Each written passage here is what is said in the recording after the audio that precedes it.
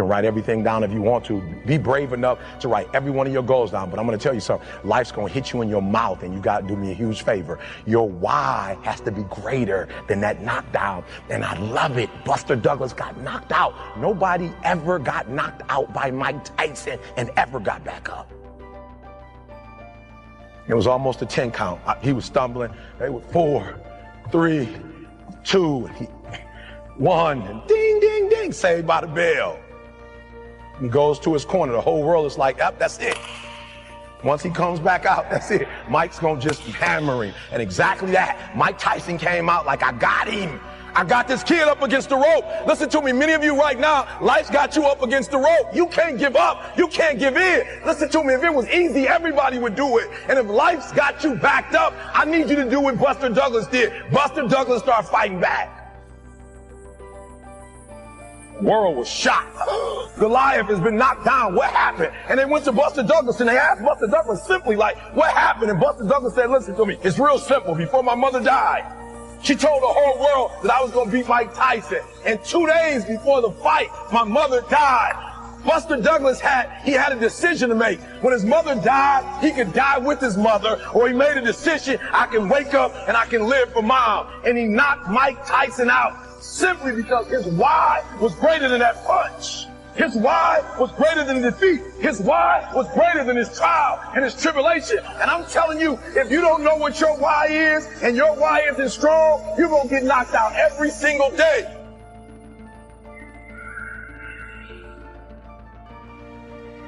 I'm fragile. I feel pain. I hurt. I open my eyes. I crave victory. I do not give up. I feel no fear. I fear no man. I create. I conquer. I hold the power. Make a choice. Just decide what it's going to be, who you're going to be, how you're going to do it. Just decide. And then from that point, the universe is going to get out your way. We can't have another bad year. You've got to get to the point where enough is enough. It's much easier to come up with excuses why you can't do it.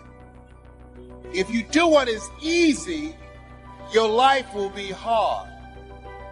If you do what is easy, complain about your situation, your circumstances. You surrender and give up on your dreams. Become depressed and bitter and angry. Anybody can do that. If you do what is easy, your life will be hard. But if you do what is hard, keep coming back again and again and again. Get up dressed every day. Take life on. Taking life by the collar. You say, yes, I will do it. I can do this. And you've said to yourself, I'm willing to face the no's. I'm willing for people to laugh at me. I'm willing to gut this out. I'm willing to make this happen. It's my time. It's possible. It's necessary. It's hard. It's worth it. I'm going to do whatever it takes. I can do it. If anybody's ever done it at any point in time in history, then what's possible for one is possible for me, and I'm going to do it. And if you do that over and over and over again, your life will be easy. Resilience. Resilience, the ability to return to the original form after being bent or being stretched or being compressed. That's the dictionary's definition of resilience. The ability to readily recover from illness or depression or adversity. Resilience, being able to withstand setbacks, broken hearts and broken dreams, financial crisis, loss of loved ones, loss of enterprise, and loss of health. How would you ever handle it if you lost everything you had today? What would your next step be? How long would you be depressed and upset and angry? What would it take for you to pull yourself up and start all over again? How resilient are you? Could you handle it? Could you learn from all your disappointments and start all over again? What would it take? Well, number one, it would take a lot of self-discipline. It would take a lot of positive self-talk to muster up the energy to begin again. It would take a lot of concentration to block out the noise and the clutter of all the negative voices trying to get through, your negative voices and the negative voices of others around you. It would take a lot of discipline to balance the fear and anxiety with the knowing that if you did it once, you can do it all over again. It would also take what? A lot of self-reliance. Whether your losses had anything to do with you or not, your future success has everything to do with you. It would take a lot of self-reliance to avoid blame. What's happened has happened. You would need to get on with your life and begin again. It would take a lot of faith. It would take a lot of faith and trust in God to move ahead. If you lost everything tomorrow and were gathering all the courage to try again, it would take a lot of self-appreciation, knowing that you have the skills and the talent and the strength to do it one more time. Resilience, the ability to bounce back from adversity. No matter how large or how small, you lose a client, one of your biggest ones, accounts for over 25% of your gross revenues. Losing this client is going to hurt financially and emotionally. Losing this client is going to negatively affect things for a while. The first thing you do is to figure out why you lost this business. What role did you play? What part are you responsible for? You just can't rant and rave around the office yelling and screaming at those around you. Even if it was the wrongdoing of someone else, you can't act like this. It's not professional. No, you'll lose respect. Respect that's hard to regain once you've lost it. Respect of those you work with, trusted colleagues, valuable support people. You have to approach the situation rationally and figure out how to bounce back from your loss. You have to evaluate the situation and then start a plan to recapture the lost business. Increase your market share with other businesses. Network with associates to bring in a similar client or a larger one. You can't sit back and dwell on what's happened. No, you've got to get back into the marketplace and recapture what's been taken from you. Get back at it and replace what's gone. Now maybe your loss is a personal loss. Death of a loved one, divorce, loss of a very special friendship. If your loss is a deeply personal one, you must approach the situation a little differently. You must be patient with yourself and give yourself time. Time to grieve, time to mourn, time to regroup. The stages we go through in loss, be it death of a loved one, death of a relationship, or death of an enterprise, the stages we go through are beautifully defined in Elizabeth Kubler-Ross's book, On Death and Dying.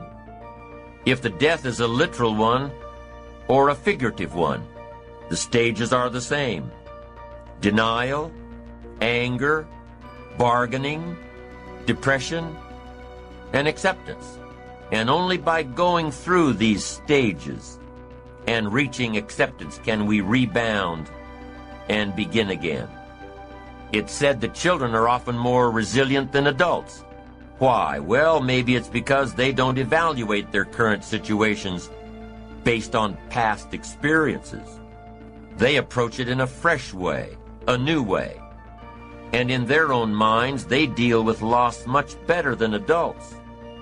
Children who grow up in the unfortunate circumstances of poverty or abuse or neglect, children who grow up in these conditions and become successful, are known as dandelion children.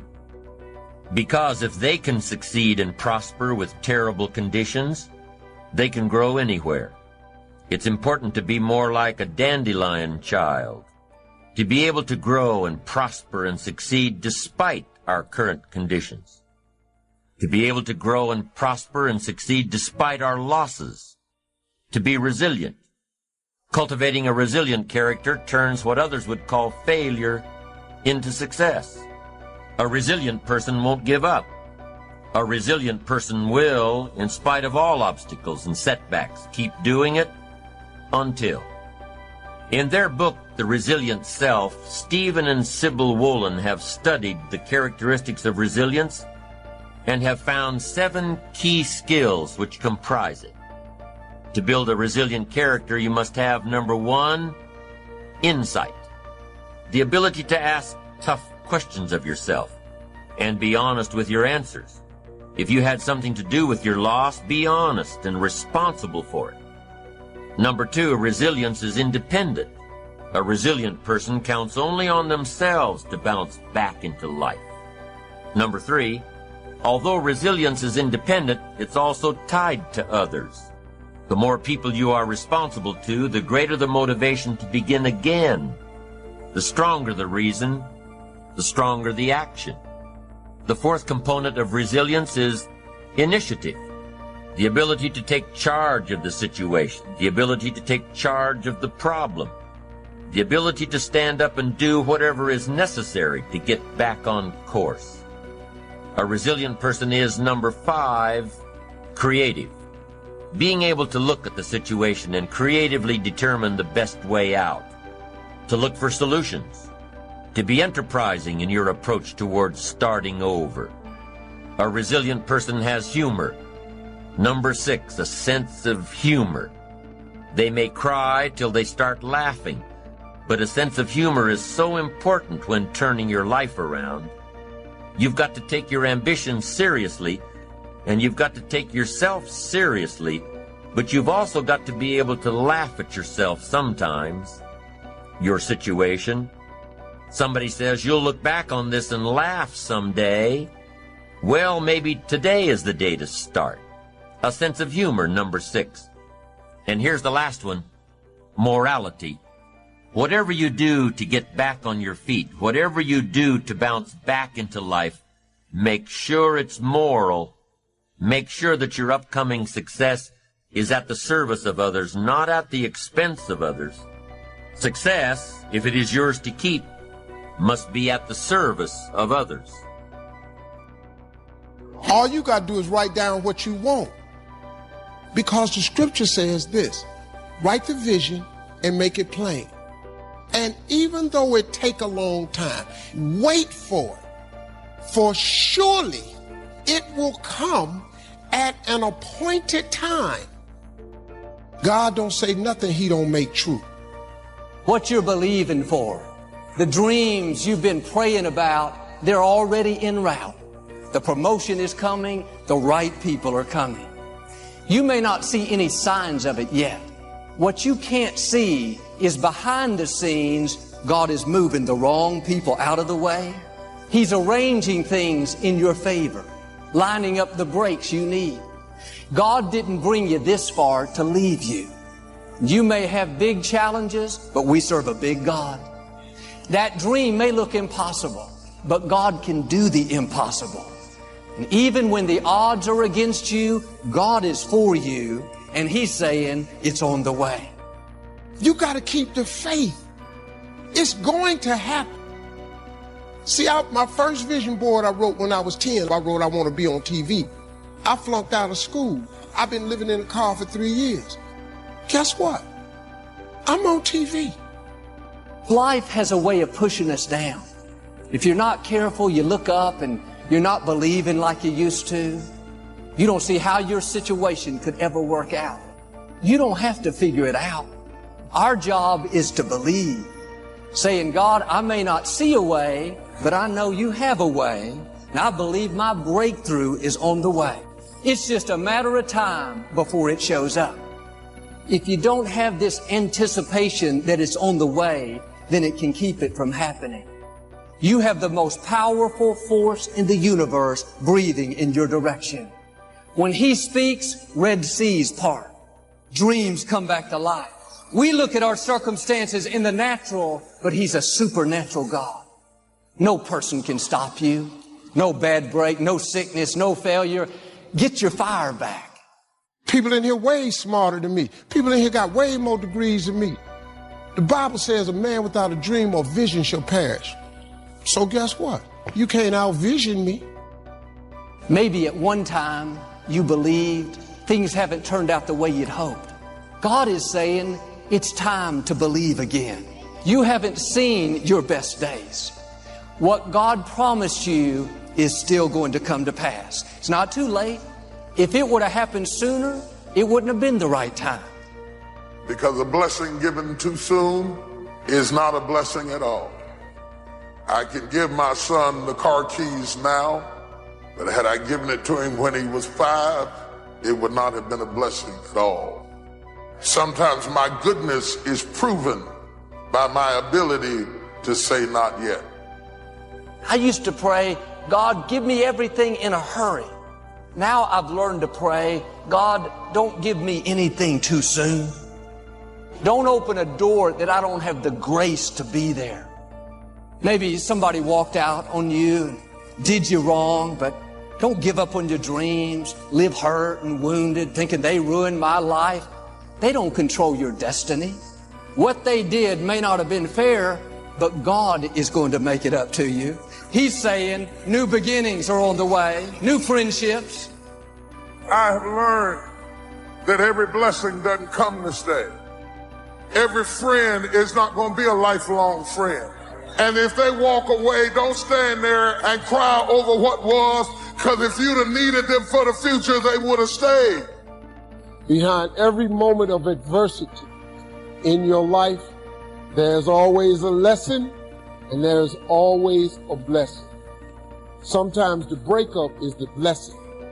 See, sometimes you got to get rid of a man in order for God to give you the man that you really need. You just can't act too miserable. I don't want you to define success or to ask God to preserve the temporary. God brings some people in your life to get you from point A to point B. You may have struggled in your finances a long time. You can't seem to get ahead. God is saying, I have increase on the way.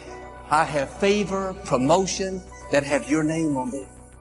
Why don't you get up each day and say, Father, thank you that abundance is coming my way. Thank you that you're opening doors that no man can shut. When you live with this expectancy, that's when dreams come to pass.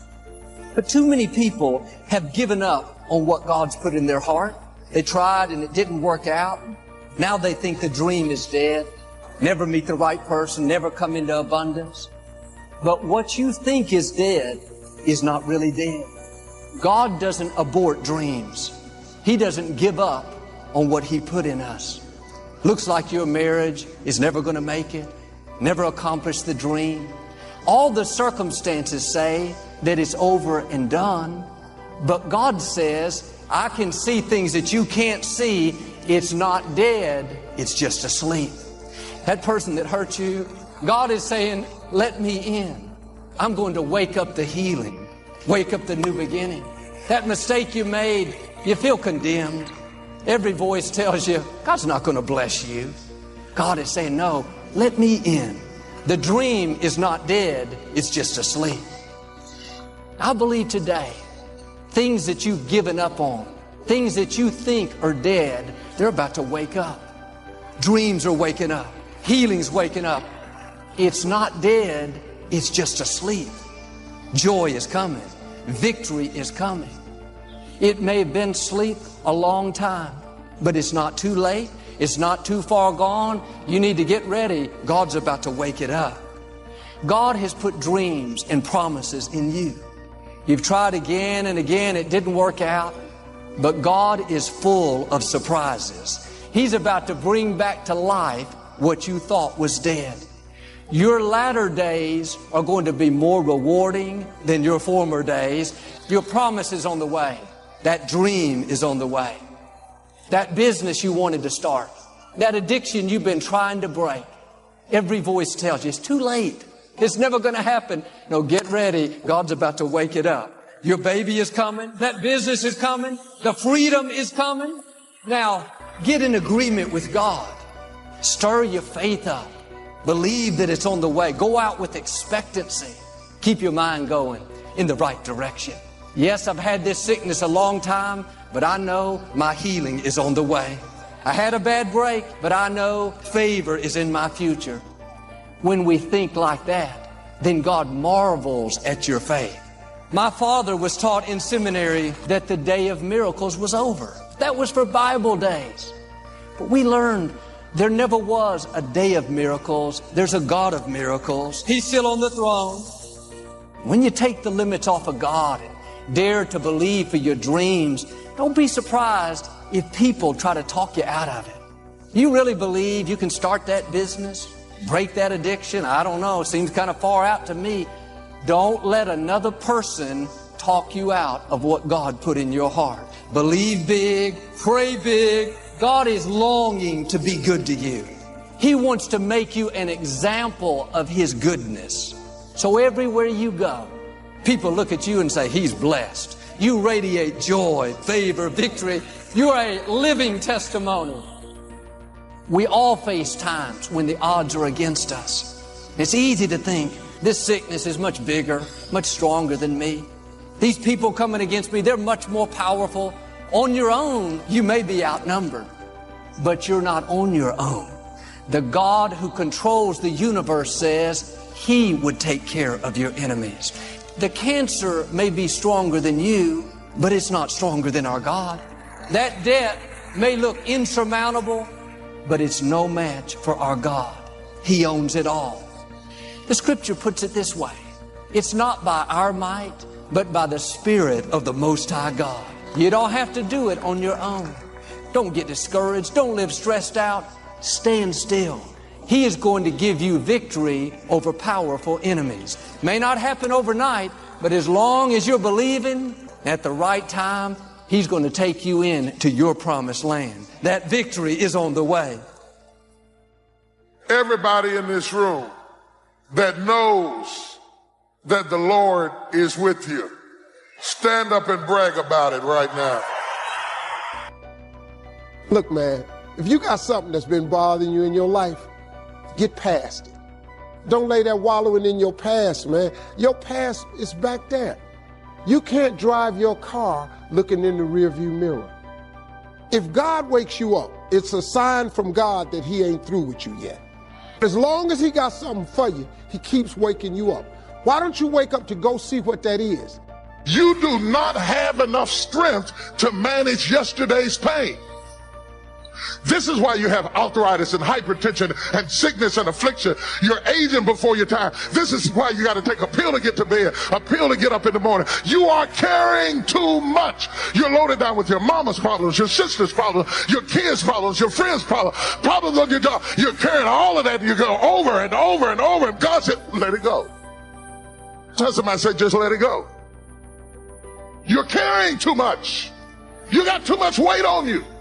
You're 40 years old, still upset about who didn't raise you, who wasn't there for you, what your mama said about you. She always liked your sister better than you. And you sit up there 50 years old, grieving over something that happened when you were 8. That's why your relationships are failing, because you have never divorced yourself.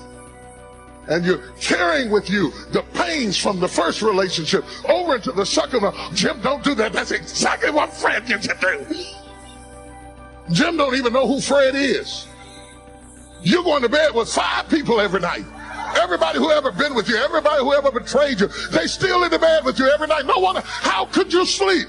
Put them people out of your bed. Put them out of your head. Put them out of your mind.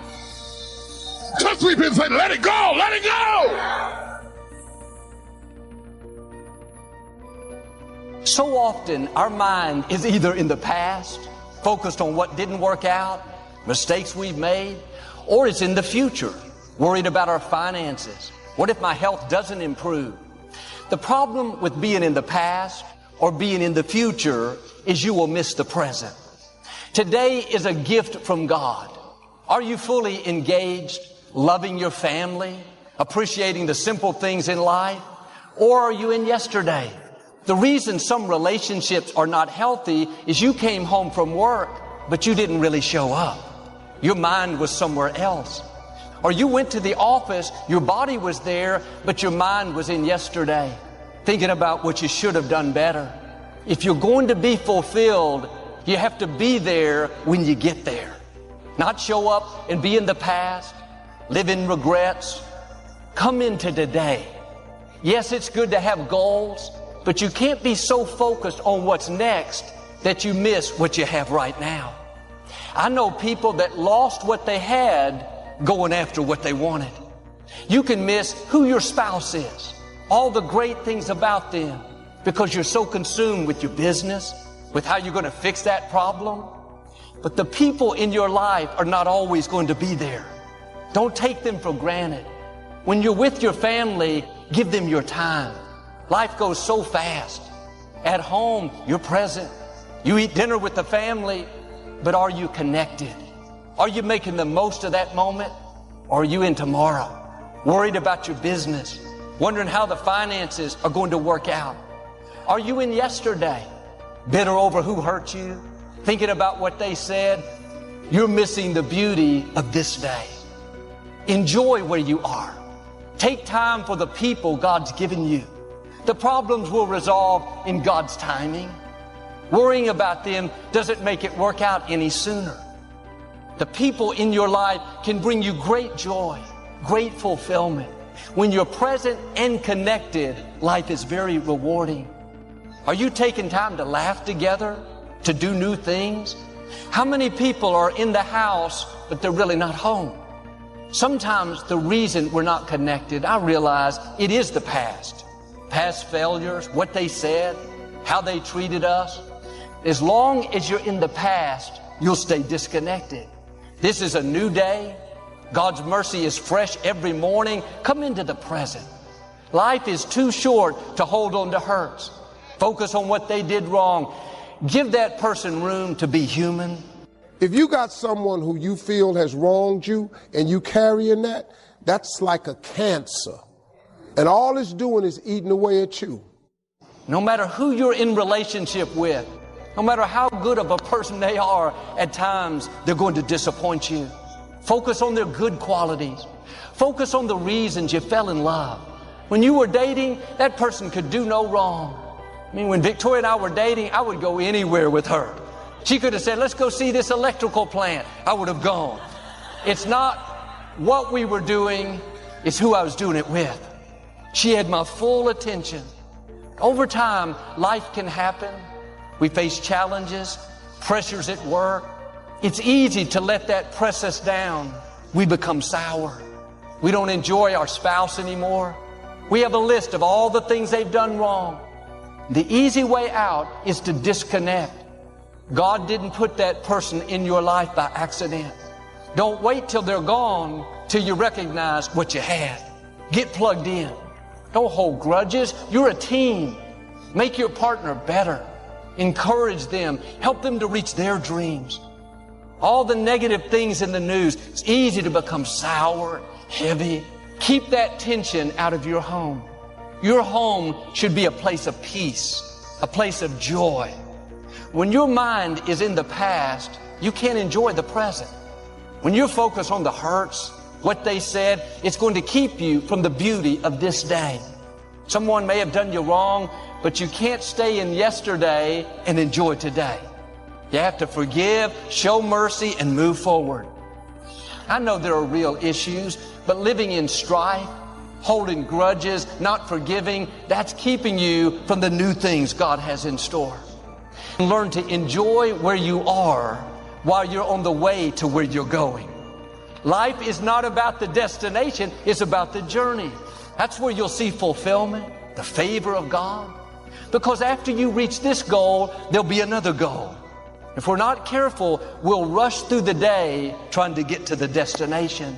Slow down and enjoy the journey. Yes, there will be bumps in the road, things you don't understand. That's where you have to say, I'm not looking back. I'm not going to live worried, wondering how it's going to work out. I'm going to enjoy where God has me right now, knowing that He will get me to where I'm supposed to be. But Joel, I'm worried because I don't see how my situation could ever work out. You're not supposed to. You have to trust that God is in control, that He's planned out all of your days, that He knows what's best for you. Instead of fighting where you are, learn to embrace where you are.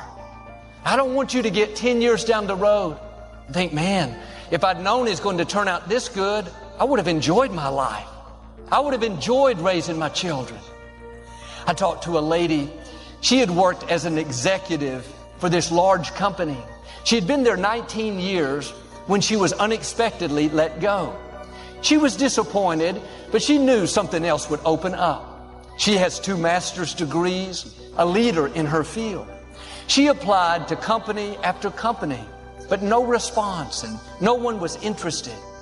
A couple of months after she lost her job, her mother became ill, needed someone to take care of her.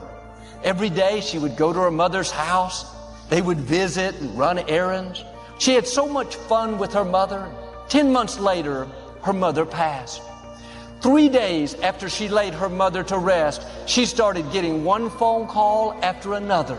Not one offer, but 4 great offers came in. She accepted a position with more income, better environment. Look at how God works. That closed door, that doesn't make sense. She could have been sour, lived upset. Why is this happening? But she made this choice to not live in the past, to not live in the future. Why won't anything open up? What if I can't find a job? Instead, she took that time to enjoy where God had her. She embraced where she was, believing that God was directing her steps. Had she not done that, she would have missed that time with her mother. Don't fight where you are, embrace where you are. Make the most of each day. Yes, she was disappointed that she was let go, but don't let the past keep you from seeing the good things in your life right now. Let's talk about the eagles for a minute, because the mother eagle, after sitting on eggs, protecting it with her life until they hatch, and going out and swimming and attacking prey and bringing back food until they grow, then turns around, the same beak that fed them and the same body that warms them, takes them out to cliffs and throws them over the edge.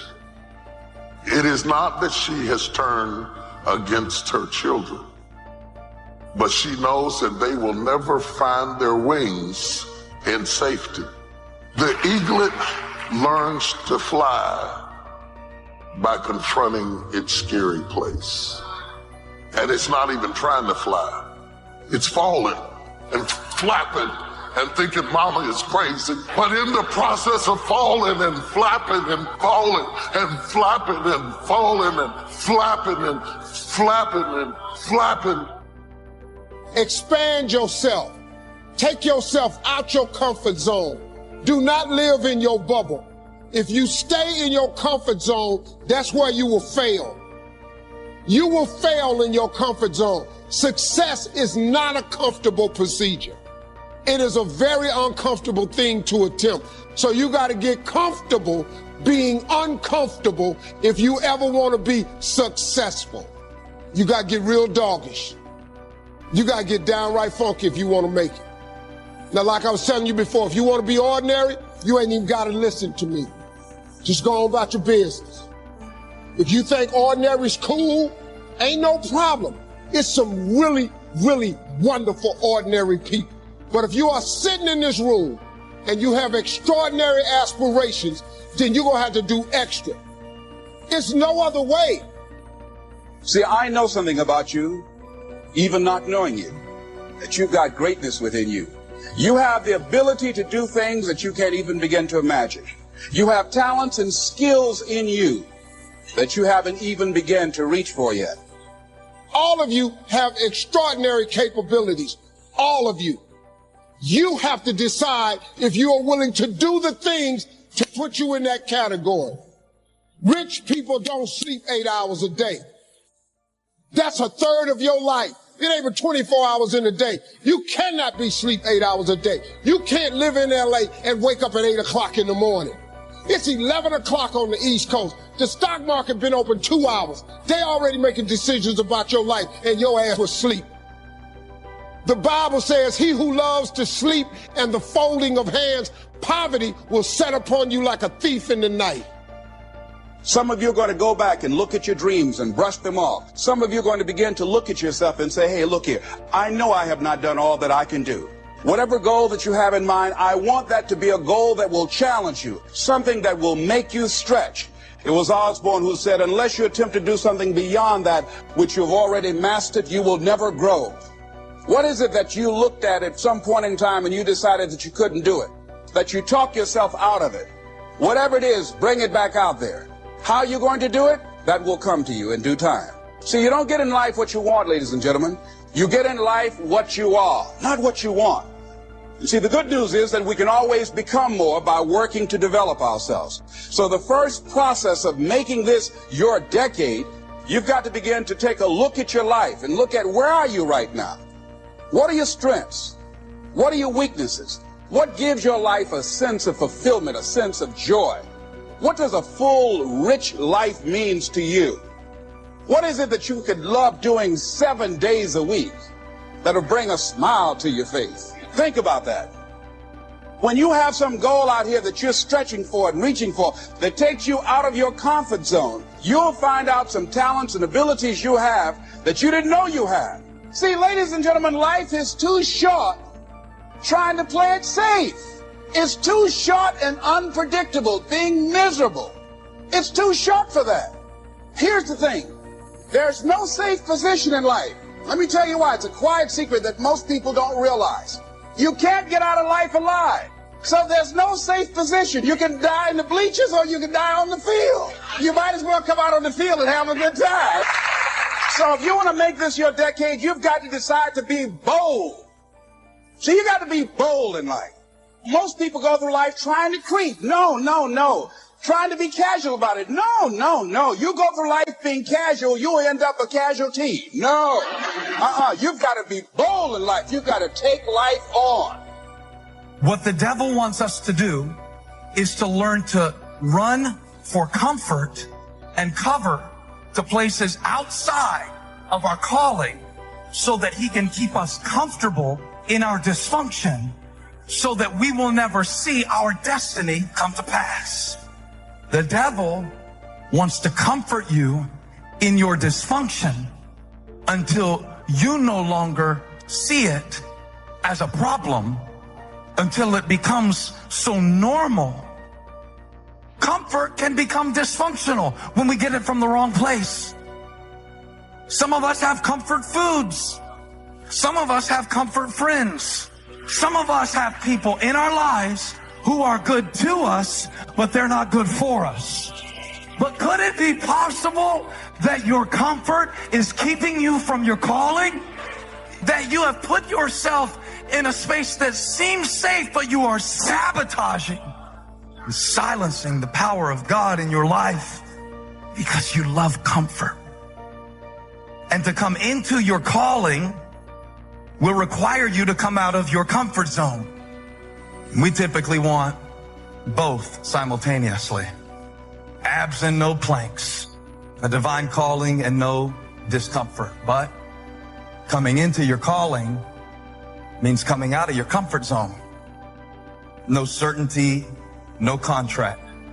Follow me, and I will show you as you go. The greatest enemy of faith is not fear, it is familiarity. Fear is an ally of faith. Fear puts you in a place where you know you need something greater than yourself, which makes connection with God possible. Fear can lead to faith, but familiarity can keep you stuck in predictable cycles that are pitiful, but because they're predictable, you will stay in them unless something calls you out. Move out of your comfort zone. It's the courage to move into your zone of discomfort, where you feel awkward and clumsy and sometimes alone. The comfort zone is one of the greatest enemies of human potential and of your potential. When people get into a comfort zone, they strive to stay in that comfort zone, even if they're not happy with their situation. Often their whole lives pass them by while they're furnishing and reinforcing their little rut of medium performance. You need the courage to continually move yourself in the direction of your biggest goals and ambitions. You need to be willing to face discomfort in order for you to grow. You need the courage to launch in faith with no guarantees of success. Someone once wrote, "If every obstacle must first be overcome, nothing will ever get done." Courageous people are those who have a dream and set a goal, they make a plan, and they take the first step with no assurances and no guarantees that their efforts will result in success. However, if you look upon every step forward as a learning experience, and every setback as a valuable lesson that has been sent to you to make you stronger and better, you will not be afraid to launch in faith into the unknown. You need the courage to risk failure. You need the courage to endure constant setbacks and disappointments and temporary defeats. You need to learn to deal with failure by realizing that failure is an indispensable prerequisite for success. You can't succeed without failing, and failing lots of times. Remember that wonderful quote from Thomas J. Watson Sr., the founder of IBM? He said, "If you want to be successful faster, you must double your rate of failure."